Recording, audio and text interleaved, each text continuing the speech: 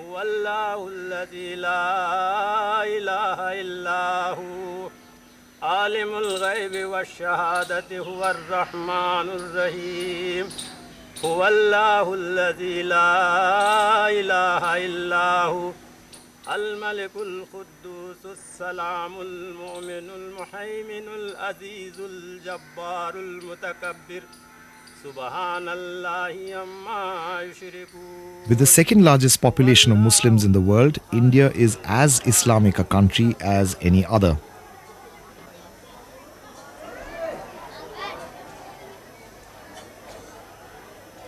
Conventional wisdom has it that Islam first came to India with the conquest of Sindh by Muhammad bin Qasim in the early 8th century. Ironically, both North Indian historians and their Pakistani counterparts subscribe to this theory.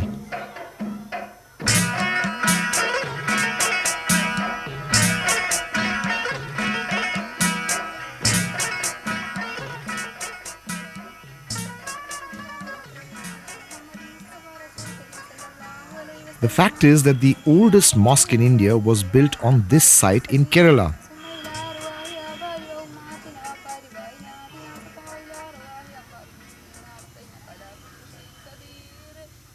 Even before the advent of Islam, the Arabs had established several trading settlements along the Malabar coast.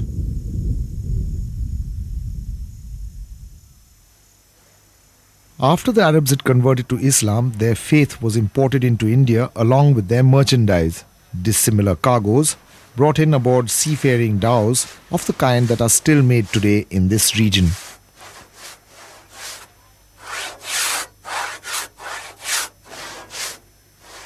The Arabian trading communities gradually established themselves and their religion.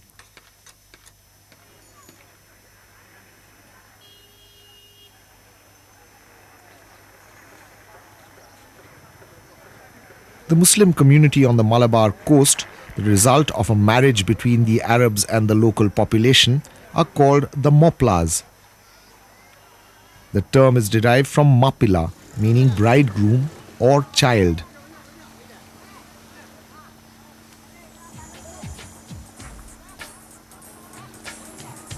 The echoes of the Arab influence on the culture of the Moplas can be heard in the music of A.R. Rahman. This continuity is like this that make up India's cultural mix.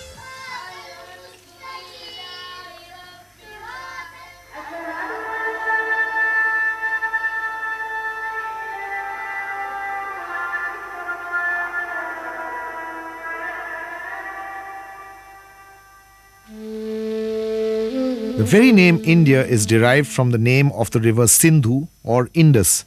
The West at various points of time referred to the land as Ind, India or Hindustan. The Sindhu river has also given its name to the region that forms its most important hinterland, Sindh.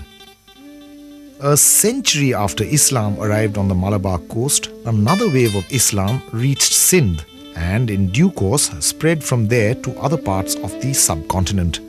Around the same time, Islam was also taking root in different areas of the world, and its effects varied from region to region.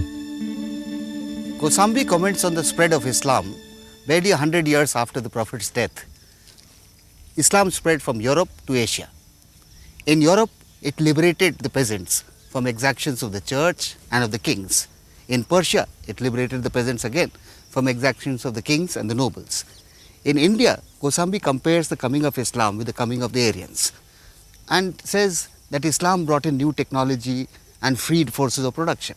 This is not exactly true, because while the Aryans brought huge areas under the plough, Islam did not do so. What the Muslims did was they brought in a lot of technology.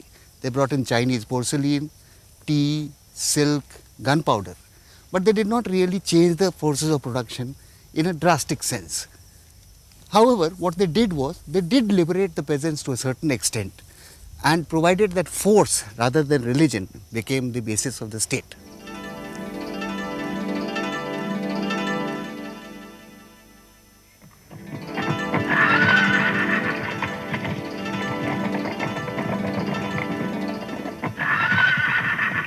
Delhi was the theatre where the state manifested itself most forcefully, and it was here that much of the action took place during what is known as the Delhi Sultanate.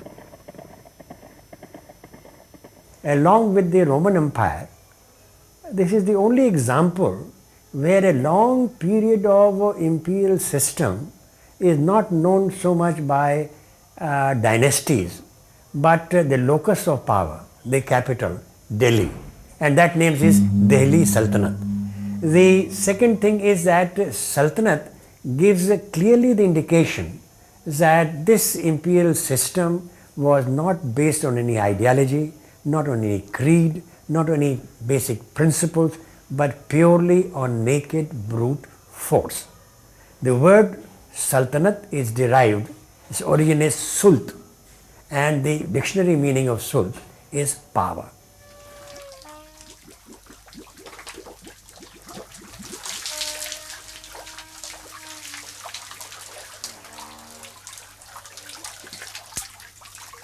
Away from the seat of power, the peasant at the bottom of the heap continued to toil much as his forefathers had done in the centuries before Islam. The Persian wheel was one of the technological innovations of that period. But for the common man, the wheel of time turned much as it always had. Ancient beliefs and ways of life persisted.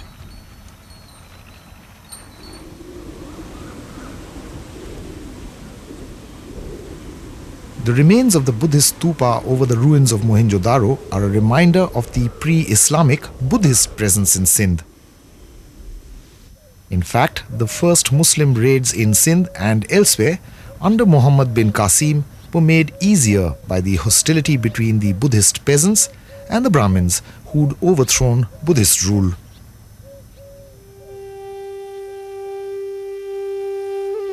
After they had conquered Sindh, the aim of the Muslims was to secure an outlet to the sea via the Indus.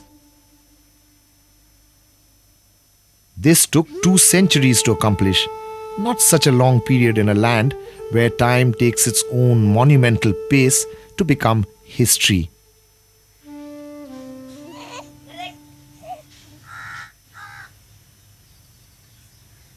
History has many methods of inventing itself and reinventing itself, and monuments have many meanings. Sometimes these meanings are deliberate. Monuments are built and then rebuilt. On the other hand, many monuments have people just move into them and give meanings which are very different from the ones originally intended. Take the case of monuments associated with Mahmud Ghazni. Mahmud Ghazni raided India around 1000 AD, and it is well known that he went up to Somnath and destroyed the Somnath temple. Centuries after his time, the Somnath temple was rebuilt. It is not so well known that Mahmud Ghazni also destroyed a large number of Ismaili settlements and mosques on his way, suggesting in fact that his raids had more to do with plunder than with religion. Mahmud Ghazni's raids are vivid in popular memory, but in reality they did not have a lasting effect. Later incursions by the Muslims were more significant. They tended to move into previously inhabited sites, as the recent archaeological findings at Lal Kot near Mehrauli show.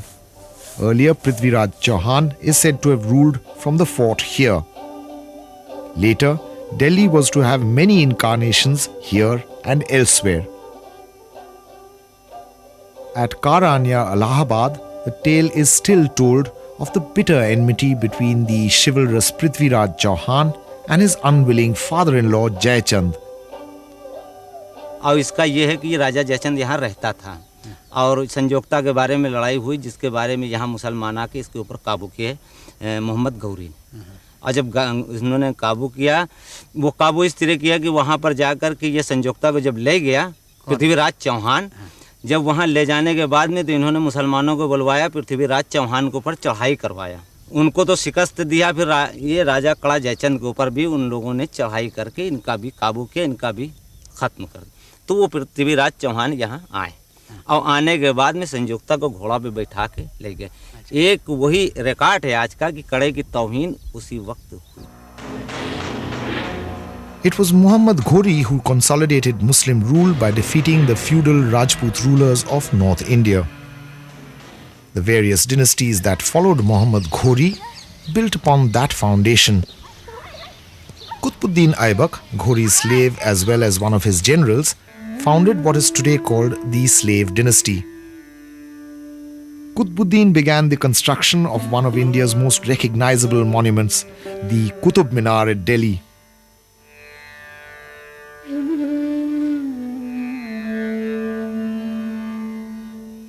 It's not clear what its original purpose was, although it was evidently built with material taken from Hindu and Jain temples.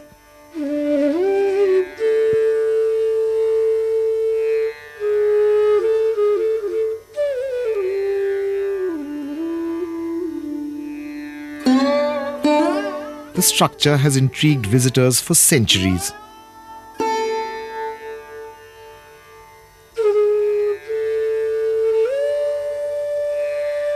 Was it a symbol of the imperial aspirations of Qutbuddin and his successor Iltutmish? Did the mighty tower seek to convey the same message of imperial might as the nearby iron pillar had done for centuries? And what does it stand for today, when both space and time have acquired new dimensions?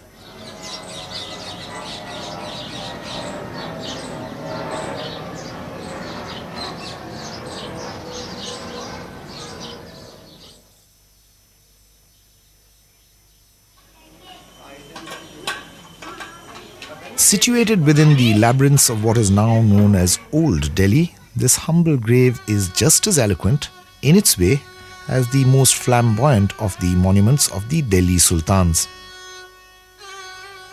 The grave is that of Razia Sultan, daughter of Iltutmish and the first woman ruler in India.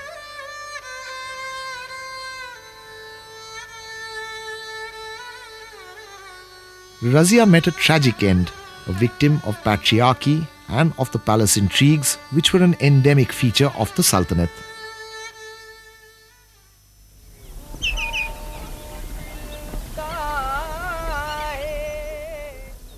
This placid setting on the Gangetic Delta or Doab was the unlikely launching pad for one of the master intriguers of this period. Alauddin Khilji began somewhat humbly from Kara, where his life had been made most miserable by his nagging wife and mother-in-law. Possibly to escape them, he proceeded to Deogiri in the Deccan and conquered the formidable Yadava fort there.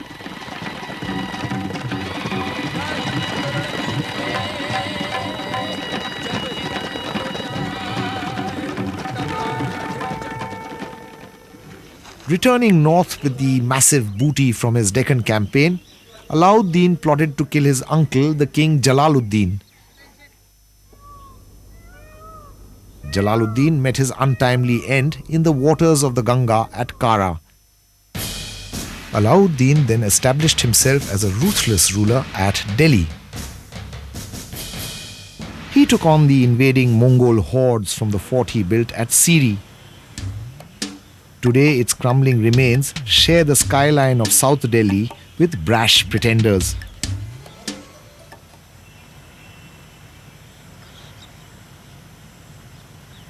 At nearby house khas, children play in the shadow of a once sinister monument from the times of Alauddin Khilji.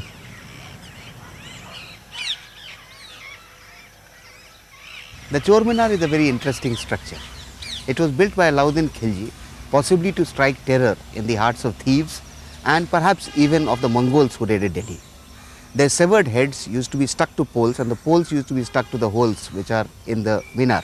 This obviously put the fear of God, or at least the fear of the Sultan, into the heads of wrongdoers.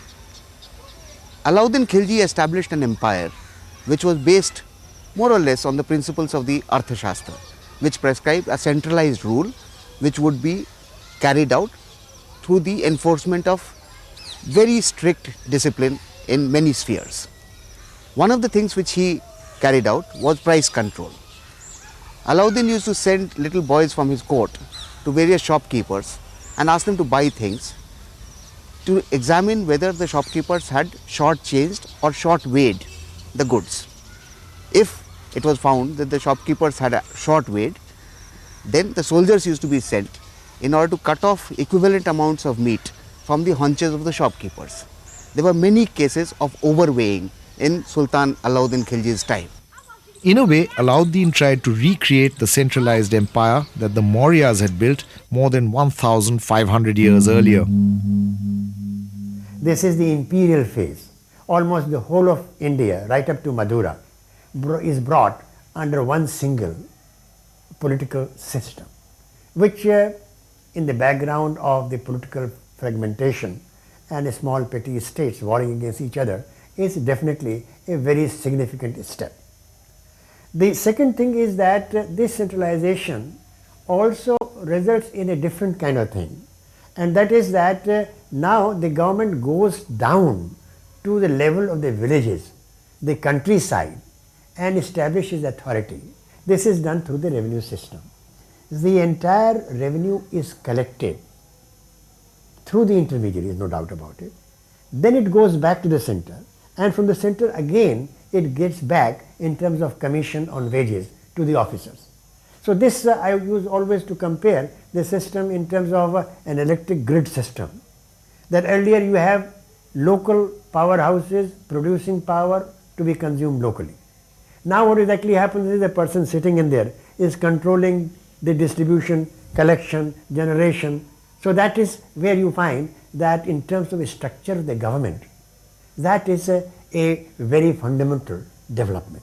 The other thing is bureaucracy. Paper, as you know, came into India very late with the Turks.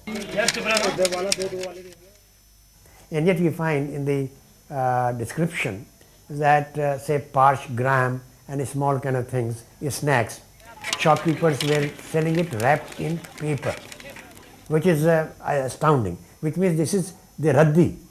From the bureaucracy it is being disposed of and so much paper comes in. So this is another important thing, that where you find the records and officers and clerks and ummas and other people sitting down, jotting down notes and giving instructions, paperwork goes on. Ironically, the bureaucracy in Alauddin's time provided the Sultan with an efficient system of revenue collection, which made the empire extremely prosperous.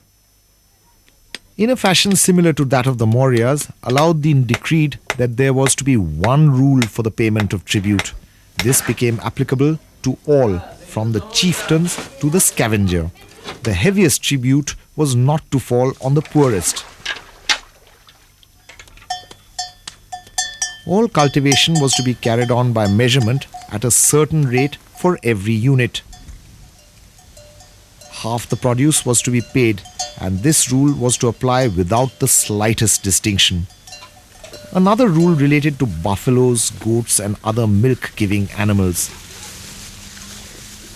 A tax for pasturing at a fixed rate was to be levied on every house, so that no animal, however so wretched, could escape the tax.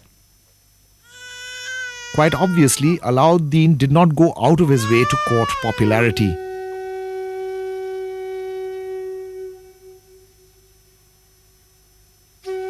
The revenue that Alauddin accumulated enabled him to begin the construction of a tower, the Alai Minar, which was to be so tall that it would dwarf the Qutub Minar. It remained unfinished and stands perhaps as an appropriate symbol of Alauddin's reign. The Tughlaks who followed the Khiljis also had a checkered history. The Tughlakabad Fort on the outskirts of Delhi is a reminder of the reign of Ghiasuddin Tughlak. His rule came as a welcome relief to the class of feudal landholders who had dreaded Alauddin's exactions. Alauddin had whipped the nobility into shape, but Ghiasuddin Tughlak once again tried to strengthen his hand by making concessions to the feudal aristocracy and the landholders.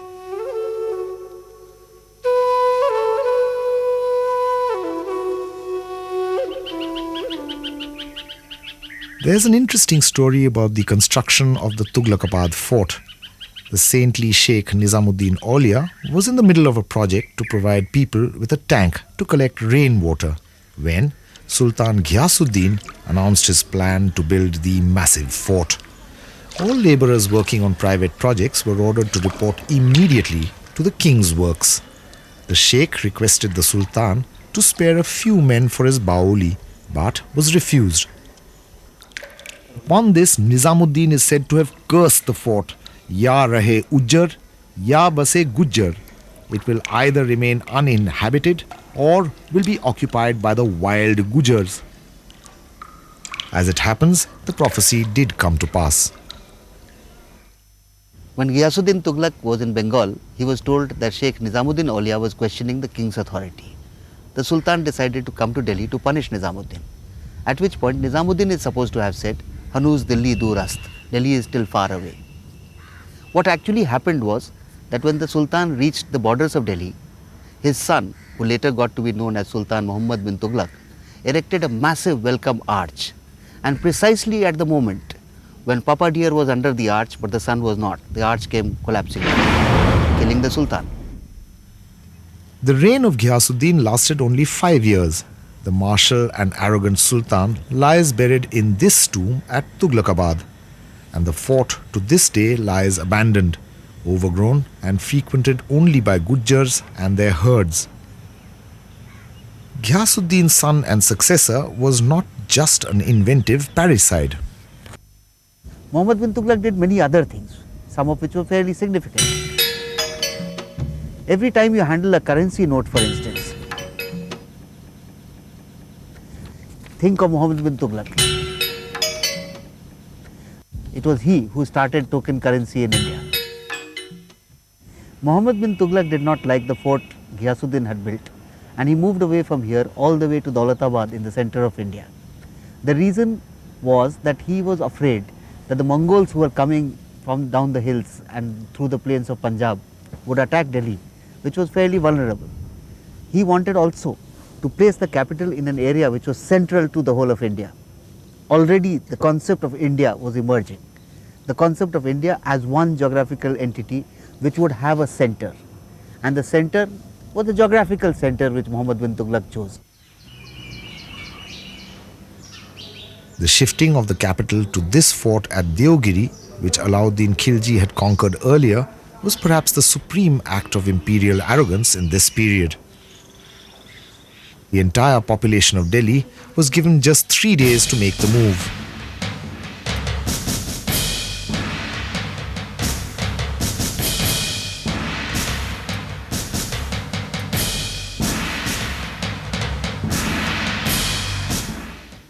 The Daulatabad Fort, as it was renamed, represents the state-of-the-art security measures of the period.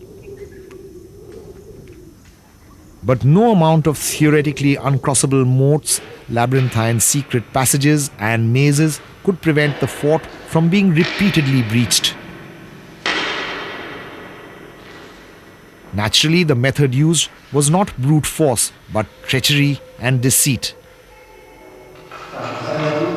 Daulatabad fell and did so repeatedly. It fell because precisely the nature of feudalism which sustained it was over elaborate. It did not have support of its peasantry, nor did it have such devotion among the courtiers that they would not betray it to the enemy. Muhammad bin Tughlak's successor, Firoz Shah, built yet another Delhi and named its central fortress after himself.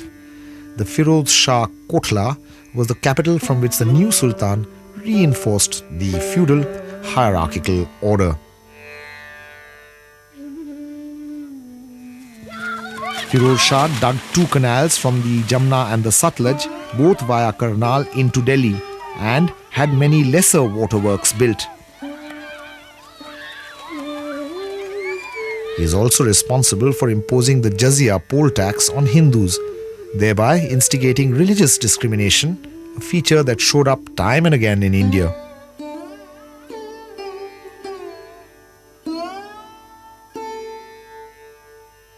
Yet what this Muslim Sultan is best known for today is the care with which he transported 2 Ashokan pillars to Delhi.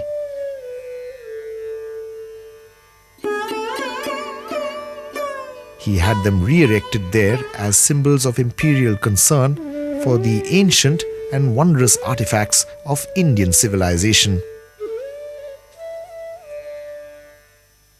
If Islam had taken firm roots in India by this time, it was not just due to the efforts of kings and soldiers.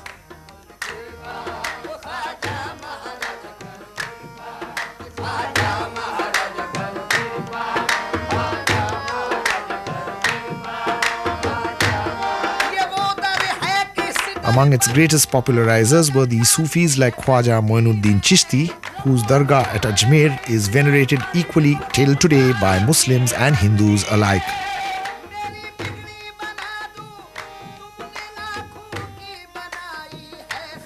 What Sufism achieved was the synthesis of several strands of religious thought, and it sought to popularize this through the language of the common people. In India itself, several silsilas or traditions of Sufi thinking flourished. The most enduring was the Chishtiya silsila. The branches at Chisht near Herat have not survived, but the silsila founded by Khwaja Moinuddin in India flourishes until today.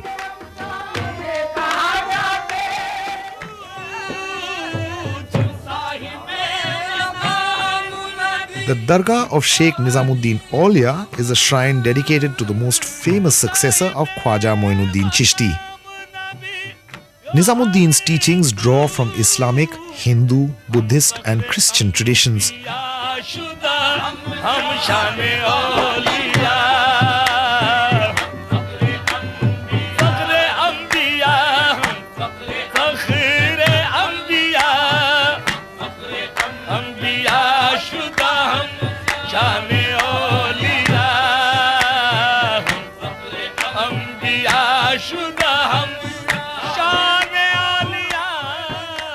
The most famous disciple of Nizamuddin Auliya was the great poet, musician, courtier and historian Amir Khusro.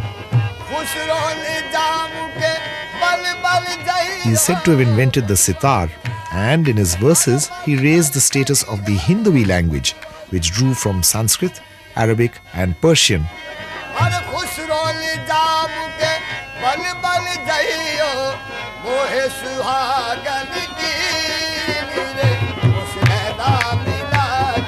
More than the sultans who came and went, it is Amir Khusro who best represents the period when India further evolved its composite culture.